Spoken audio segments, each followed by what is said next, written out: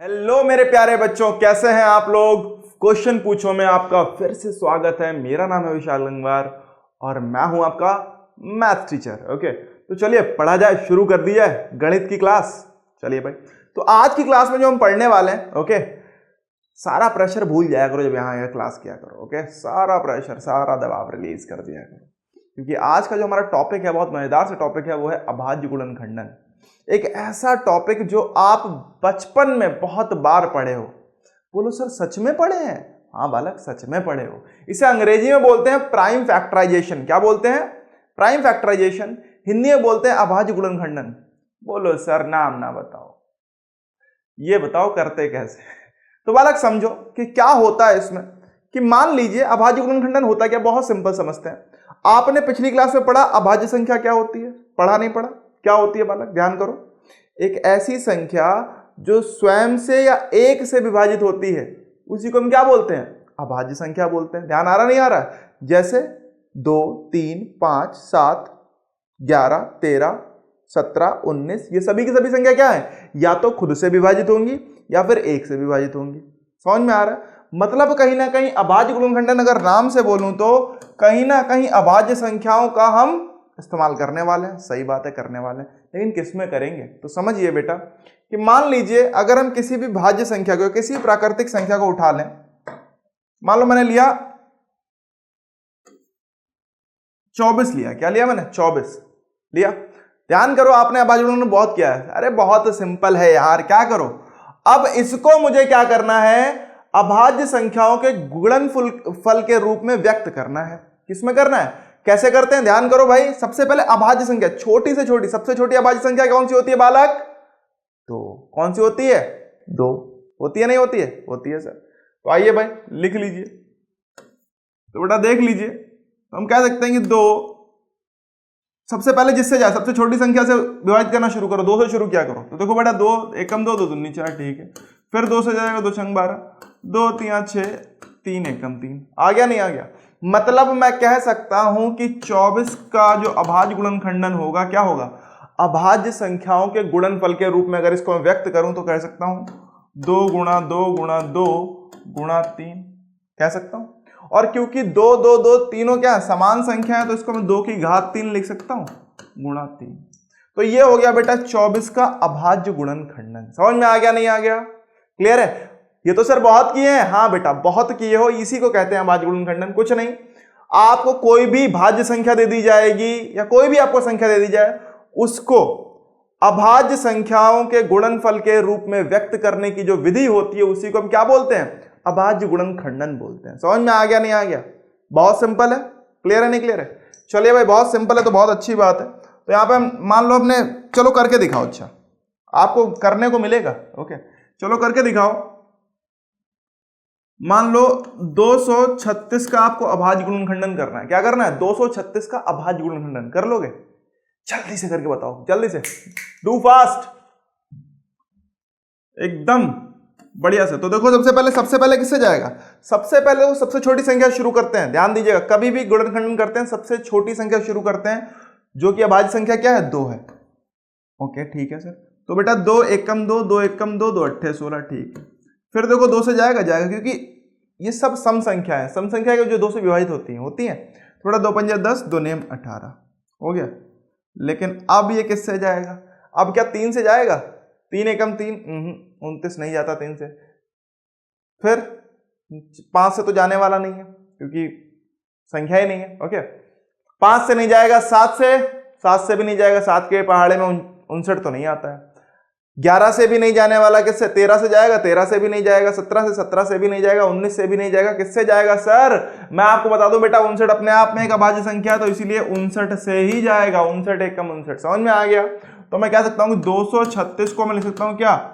2 गुणा 2 गुणा 59। मतलब क्या है कि किसी भी संख्या को अभाज्य संख्या के गुणनफल के रूप में व्यक्त करने की विधि को क्या बोलते हैं? अभाज्य गुणनखंडन बोलते हैं। अरे समझ में आ गया या नहीं आ गया? आपको सवाल मिलेंगे ऐसे, कैसे? बहुत साधारण, 1 नंबर में मिलेंगे कि हाँ भाई इसका अभाज्य गुणनखंडन विधि से, मतलब अभाज्य गुणनखंडन करके दिखाओ, ये ऐसा सवाल मिल जाएगा। क्लियर है नहीं क्लियर है? तो बहुत साधारण है यार, कुछ है इसमें करने को? नहीं है सर। बहुत बढ़िया बात है बच्चा। तो ये हमारा अभाज्य गुणनखंडन हो गया। समझ में आ गया होगा कि होता क्या, बहुत ही सिंपल सा टॉपिक था, कुछ था नहीं इसमें, लेकिन इस पे आधारित एक प्रमेय है अब हमारे पास। ओके, बहुत ध्यान समझिएगा, मैं आपको चलिए प्रमेय के पास ले चलता हूं। ओके, तो अभाज्य गुणनखंडन हमने देख लिया, अब उस प्रमेय की बात करेंगे थोड़ा सा। प्रमेय 1.1 है, क्या है? फंडामेंटल थ्योरम ऑफ अर्थमेटिक, इसे अंग्रेजी में बोलते हैं और हिंदी में बोलते हैं अंकगणित की आधारभूत प्रमेय। क्या बोलते हैं? इसका नाम है, क्या है? अंकगणित की आधारभूत प्रमेय। आपको जब कहीं इस्तेमाल करना होगा तो आप लिखोगे कि अंकगणित की आधारभूत प्रमेय के अनुसार। ओके, तो इसलिए नाम याद रखिएगा। कहती क्या है ये समझ लीजिए कि प्रत्येक भाज्य संख्या, अभी जो पीछे संख्याएं थी वो भाज्य थी, भाज्य संख्या क्या होती हैं? जो स्वयं और एक के अतिरिक्त भी अन्य संख्याओं से भी क्या होती हैं? विभाजित हो जाती हैं, उन्हें हम भाज्य संख्याएं कहते हैं। ध्यान है, जैसे 4, 6, 8, 9, 10, 12, 14, ये सारी की सारी क्या है? भाज्य संख्या है। ठीक है, बेटा प्रत्येक भाज्य संख्या को अभाज्य संख्याओं के एक गुणनफल के रूप में व्यक्त किया जा सकता है। ये तो हम पहले ही देख चुके हैं सर। हाँ बेटा, देख चुके हो। तथा यह गुणनखंडन अभाज्य गुणनखंडों के आने वाले क्रम के बिना अद्वितीय होता है। तो बेटा ये कुछ नहीं कहती है, देखो अभी ये नीचे वाला लाइन अभी समझाऊंगा आपको। ये कुछ नहीं देखे तो क्या है, नाम भले इसका बहुत बड़ा था, अंकगणित की आधारभूत प्रमेय। बच्चे सोचते हैं पता नहीं इसमें क्या होगा। अरे कुछ नहीं बालक, ये काम तो अभी हम पीछे करके आए हैं, नहीं करके आए हैं। क्या था कि प्रत्येक भाज्य संख्या ही तो थी को अभाज्य संख्याओं के एक गुणनफल के रूप में व्यक्त किया था, और किया जा सकता है, बिल्कुल किया जा सकता है। वो था क्या? अरे कुछ नहीं, ये जो प्रमेय है वो क्या बताती है? ये प्रमेय हमें कुछ नहीं, ये प्रमेय हमें अभाज्य गुणनखंडन ही सिखाती है। क्या सिखाती है बालक? अभाज्य गुणनखंडन की बात कर रही है। बस नाम अलग तरीके से दे दिया है इन्होंने। समझ में आ रहा नहीं आ रहा? अरे क्लियर है? पक्का है तो जल्दी से कमेंट सेक्शन में लिख के बताओ। वीडियो को लाइक करो बेटा, जिससे कि पता चले कि आपको क्लियर हो रहा है। ओके, तो लेकिन अब समझते हैं कुछ आगे इन्होंने लिखा। क्या लिखा वो ध्यान से देखो बेटा। क्या बोला? तथा यह गुणनखंडन अभाज्य गुणनखंडों के आने वाले क्रम के बिना अद्वितीय होता है। बोल क्या रहे हैं? अरे कहना क्या चाहते हो? तो बेटा सुनो, ये कहना क्या चाहते हैं? बहुत साधारण सी चीज कह रहे हैं। क्या कह रहे हैं कि अगर मान लो, समझिएगा, आओ चलो इधर लिखते हैं। चलो अच्छा पीछे वाला देख ही लेते हैं। ध्यान से देखो बेटा, 24 को लिखा मैंने 2 गुणा 2 गुणा 2 गुणा 3 लिखा। अब अगर मैं इसके क्रम को, क्योंकि हो सकता है ऐसे भी लिख सकता हूं, इसे ऐसे भी तो लिख सकता हूं 2 गुणा 2 गुणा 3 गुणा 2, मतलब क्रम बदल सकता हूं। इसे ऐसे भी लिख सकता हूं 2 गुणा 3 गुणा 2 गुणा 2। इसे ऐसे भी लिख सकता हूं 3 गुणा 2 गुणा 2 गुणा 2। लिख सकता हूं, लिख सकता हूं। हर बार जब इन सब का आप गुणन करोगे, गुणनफल करोगे, तो क्या आएगा? 24 ही मिलेगा। देखो 2 दूनी 4, 4 तियां 12, 12 दूनी 24, 2 तियां 6, 6 दूनी 12, 12 दूनी 24, 3 दूनी 6, 6 दूनी 12, 12 दूनी 24, 2 दूनी 4, 4 दूनी 8, 8 तियां 24। होगा नहीं होगा? मतलब क्या है कि अगर मैं इस क्रम को नजरअंदाज कर दूं, अगर क्रम को महत्व ना दूं, उसको थोड़ी देर छोड़ दें, तो बेटा क्या है? आपको दिख रहा है कि ये जो गुणनफल होने वाला है, ये जो गुणनखंडन होता है, ये अद्वितीय होता है। कैसे? ध्यान दो कि कभी भी 2 2 2 और 3 की गुणा करोगे तो आपको एक ही संख्या मिल सकती है, वो है 24।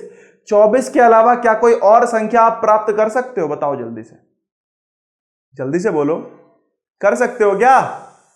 अरे पॉसिबल है क्या? संभव है? बताइए भाई। नहीं है? ओके, तो ऐसे ही बेटा अगर मैं 236, ध्यान से देखो, 2 की गुणा 2 से करूं और 59 से करूं, तो हर बार जितनी बार गुणा करूंगा मुझे 236 ही मिलेगा, इसके अलावा कोई और संख्या मिल ही नहीं सकती। समझ में आ रहा नहीं आ रहा है? मतलब ये यही कहना चाहते थे। क्या कहना है? ध्यान से देखो, तथा ये गुणनखंडन अभाज्य गुणनखंडों के आने वाले क्रम को अगर हटा दें के बिना अद्वितीय होता है। मतलब ये गुणनखंडन जो होता है वो अद्वितीय होता है, यूनिक होता है बालक। समझ में आ रहा नहीं आ रहा है? मतलब अगर इन गुणनखंडों को मैं गुणा करूं तो मुझे सिर्फ और सिर्फ वही संख्या मिल सकती है, इसके अलावा कोई संख्या नहीं मिल सकती है। या फिर बोले कि हर संख्या का जो गुणनखंडन होगा वो क्या होगा? अद्वितीय होगा। समझ में आ रहा है? मतलब 16, 18, 20, 22, 21, 24, इनमें से किसी का गुणनखंड समान नहीं हो सकता। सबका गुणनखंडन जो होगा वो अद्वितीय होगा। बस क्रम को नजरअंदाज कर देना, वरना बोलो सर 2 तिया भी 6 हुआ, 3 दूनी भी 6 हुआ, तो ये तो अलग अलग हो गया। अरे अलग अलग नहीं है भाई, बस आपने क्रम बदला है, संख्याएं नहीं बदली है बालक। समझ में आ रहा है? आपने सिर्फ और सिर्फ क्रम बदला है, आपने संख्याएं नहीं बदली हैं। मान लो अगर मैं इनको आरोही क्रम में लिख दूं तो क्या होगा? तो क्रम भी वही रहेगा। देखो अभी ये देखते हैं। तो बेटा 16 क्या लिखता हूं? 2 गुणा 2 गुणा 2 गुणा 2। 18 क्या लिखता हूं? 9 दूनी 18। तो बेटा 2 गुणा 3 है, ठीक है। 20 को 2 दूनी 4 पंजे 20। 22 को 2 गुणा 11। 21 को 3 गुणा 7। 24 को 8 तिया 24। तो 2 गुणा 2 गुणा 2 गुणा 3 हो जाएगा, नहीं हो जाएगा? जरा ध्यान से देखो बेटा, सभी संख्याओं का, जितनी भी संख्याएं मैंने लिखी उन सभी का जो अभाज्य गुणनखंडन है वो क्या है? अद्वितीय है नहीं है? क्या किसी में समान संख्या मिल रही है?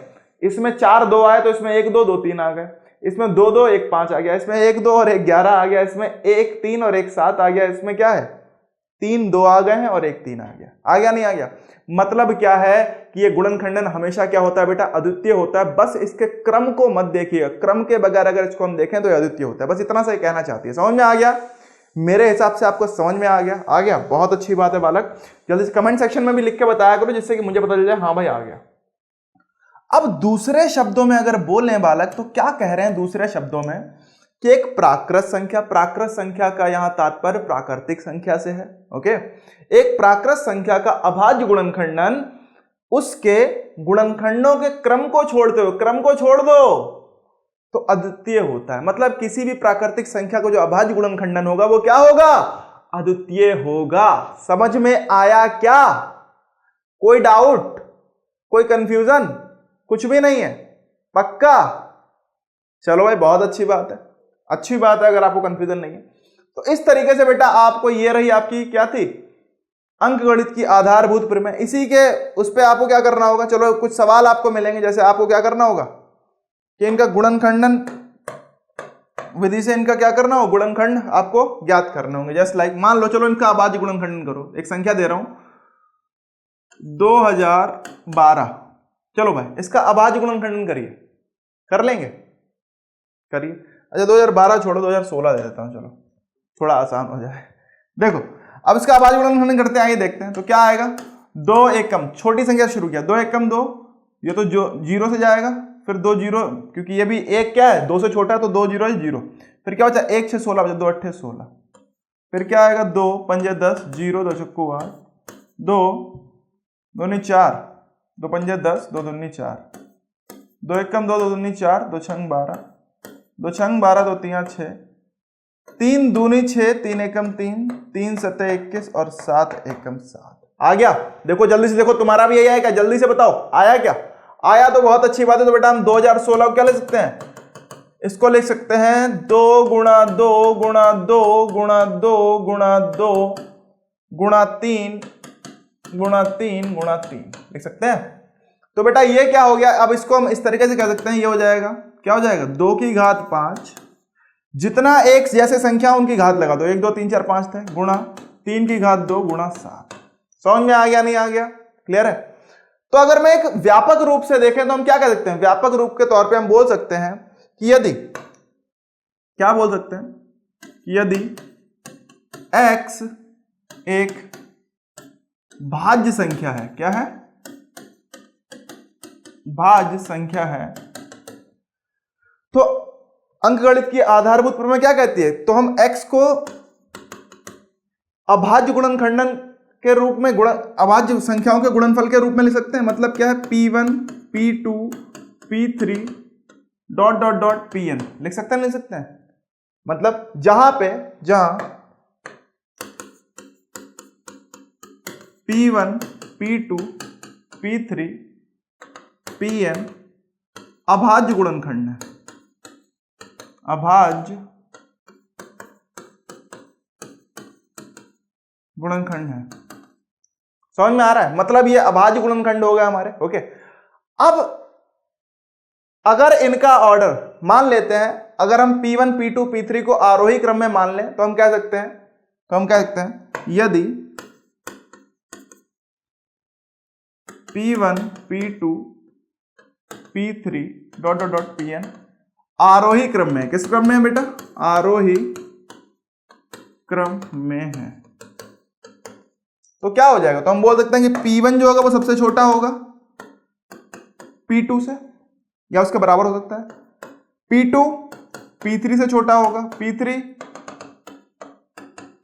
ये ऐसे चलता जाएगा, ये Pn से छोटा होता जाएगा, नहीं होता जाएगा? क्लियर है नहीं क्लियर है? अरे देखो ना यार, देखो 2016 किया 2 गुणा 2 गुणा 2 गुणा 2 गुणा 3 गुणा 3 गुणा 7, तो एक मान लेते हैं ये P1 है, ये P2 है, ये P3 है, ये P4 है, ये P5 है, ये P6 है, ये P7 है और P8 है। तो देखो बेटा ये सबसे छोटा, अगला वाला देखो या तो उससे छोटा होगा या बराबर होगा, देखो मैंने चिन्ह लगाया है बराबर का, देखो अगला वाला उसके बराबर आ गया, आरोही क्रम में लिखा है तब की बात कर रहा हूं, उसके अगला वाला भी इसके बराबर है, उसके अगला इसके बराबर, उसके अगला इसके बराबर, उसके बाद वाला क्या होगा? उससे बड़ा हो जाएगा, उसके बाद वाला इसके बराबर हुआ, लेकिन उसके बाद वाला उससे बड़ा हो गया, तो ये आरोही क्रम है, छोटे से बड़ा। समझ में आ रहा नहीं आ रहा है?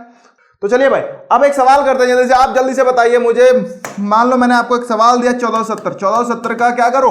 अभाज्य गुणनखंडन करके बताओ कि क्या आने वाला है, जल्दी से बताओ भाई। तो आइए देखते हैं जल्दी से, आप ट्राई करो अपनी कॉपी में, मैं ट्राई करता हूं अपनी कॉपी में। तो बेटा क्या आएगा? 2 सत्ते 14, 2 3 6 और 2 पंजे 10, ठीक है भाई। 3 से जाएगा, 3 दूनी 6, 3 चौकू 12, हाँ 3 से जाएगा, 3 दूनी 6, 3 चौकू 12, 3 पंजे 15, 3 से अब नहीं जाने वाला बेटा, 5 से जाएगा, 5 चौकू 20, 4 5 5 नेम 45, 7 सते 49 और 7 एकम 7। मतलब क्या आया? हम बोल सकते हैं कि 1470 हमारा क्या हो जाएगा भाई? ये हो जाएगा 2 गुणा 3 गुणा 5 गुणा 7 गुणा 7। ओके, तो हम क्या सकते हैं? 2 गुणा 3 गुणा 5 गुणा 7 का वर्ग। समझ में आ गया? तो ये हो गया हमारा कि इस तरीके से अभाज्य गुणनखंडन करते हैं, तो कर लीजिएगा। ओके, तो आज के लिए इतना ही। अगर आपको मजा आ रहा है, समझ में आ रहा है, सब कुछ क्लियर हो रहा है, तो बेटा जल्दी से वीडियो को लाइक करो, ओके, और अपने दोस्तों के साथ शेयर करो। और अगर अभी तक चैनल को सब्सक्राइब नहीं किया तो कब करोगे बालक? किसका इंतजार कर रहे हो?